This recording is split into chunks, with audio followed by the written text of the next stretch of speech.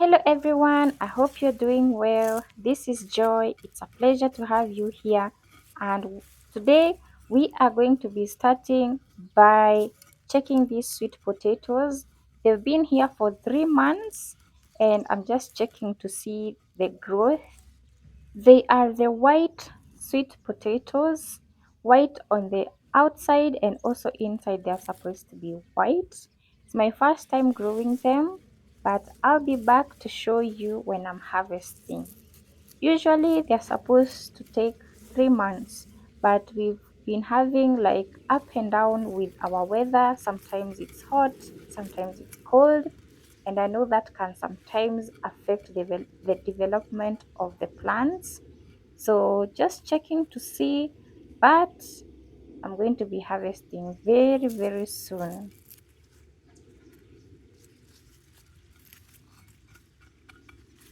I also have the red variety.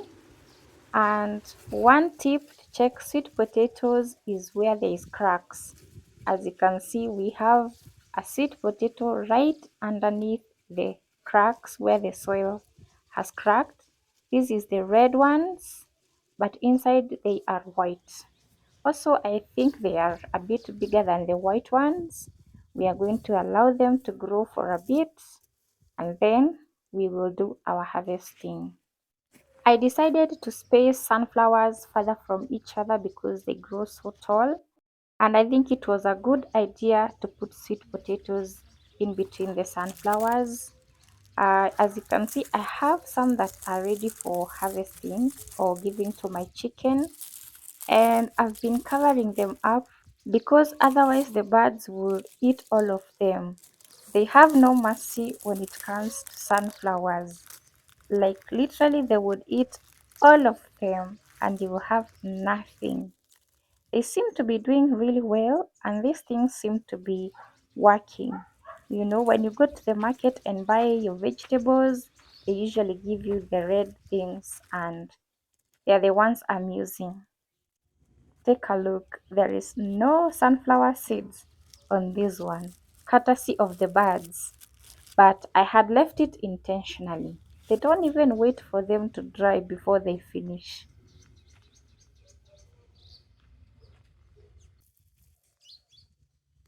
By now, I think you should know that I love to grow potatoes.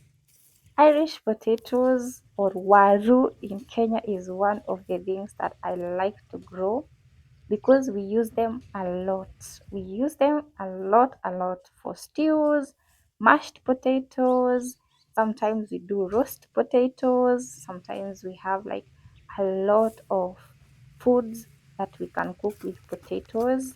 And instead of going to the market, I just choose to grow mine because that way I save money, I get them fresh on demand, and it's amazing as a farmer. I love to grow things on my farm and I also enjoy harvesting them because farming is one of those things you can do and they give you results. You can see the results. They say what you reap is what you sow, or what you sow is what you reap. I don't know what comes first. Is it the sowing or is it the reaping? Because there must be some seeds for you to sow and then they grow and then you reap. So, which comes first? What you reap is what you sow. What you sow is what you reap. But anyway, I love farming. I love seeing results.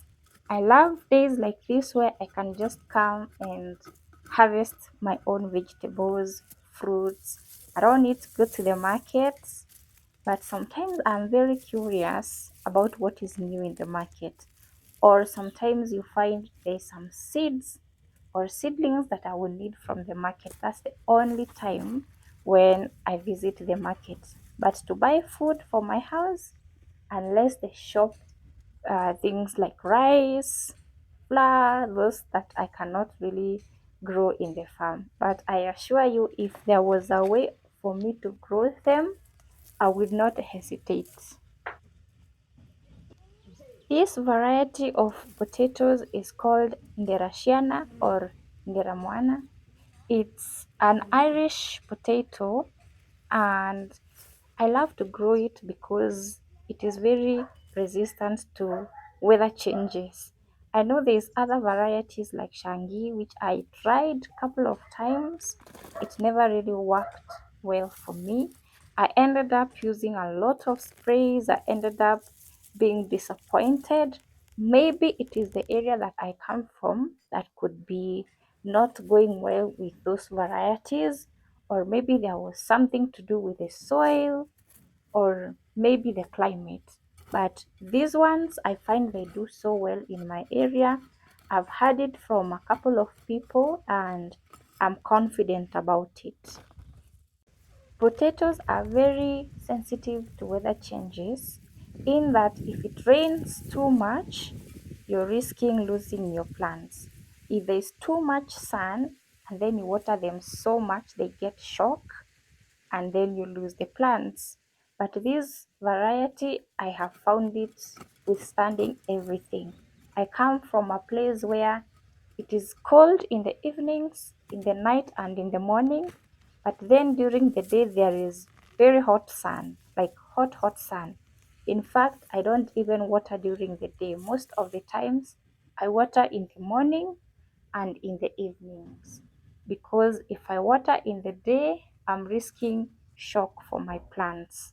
But maybe for cabbage, for the brassicas, I can risk doing it during the day.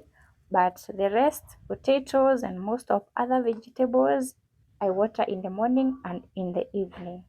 But sometimes there's rain, so rain helps a lot. When it's raining, I don't really need to water. The farm is nice. And one thing that really helps when it rains is having raised beds. I don't grow potatoes in raised beds. I've never tried it. Maybe it's something that I can try in future just to see the difference. But I think I would lose nothing to try. I am very happy to see that my potatoes are not affected by pests. Pests is one of those things that attack potatoes so much, and they put in holes in the potatoes, and sometimes you just lose your harvest. But I don't know, for some reason I am very lucky and I don't encounter pests in my potatoes. A good tip is I also do a lot of crop rotation. This portion I am not going to plant potatoes the next time. I'm going to plant something different, give it some time, and then come back to growing potatoes. They do so well in this portion, but I think if I keep doing it continuously, it will uh, provoke pests and it can also provoke disease. So I try so much to do crop rotation. This time I have bigger potatoes than last time. In the last video, the potatoes that I harvested were not as big as these ones, and I'm proud right now. I think I'm nailing it. I've not waited for some of the leaves to go completely dry, because from what the weather is saying is that we can receive more rain. So I would not want to risk having rain on these potatoes. I'd rather get them out now and then do something else. I have some cauliflower seedlings growing and they are almost ready for transplanting. So I'm hoping I can do cauliflowers in this portion. Actually, I am very excited for the next thing that I'm going to be growing here, which is going to be cauliflowers, hopefully, because I might change my mind. This time I have a lot of cauliflowers. What I did is I put so many seedlings to grow, because the first time I tried cauliflowers, very few seeds germinated and I was scared. So the next time I thought, why not put a lot of them? And I can tell you, I think I'm going to be having most cauliflowers ever in the farm. This is a very big harvest for me, and the potatoes are big. They're not small like the previous times that I've grown. That's heavy. So, like I was telling you, this portion is not even big. Two, three, four, five, six, 7, 8, 9, 10, 11, 12, 13, and there's another one, 14. Only 14 potatoes were growing here, roughly 14. And in here, I had lettuce growing and I left some to flower. This is a lot of seeds for lettuce. I'm going to have supply of seeds, I think, for the rest of the year and more because I don't use them a lot. And this is so many seeds. And that is my potato harvest for today. I'm very happy, and what makes me even more happy is being able to share with you. So, thank you so much for your time. I wish you an amazing day or night. Join me in the next video. Bye for now.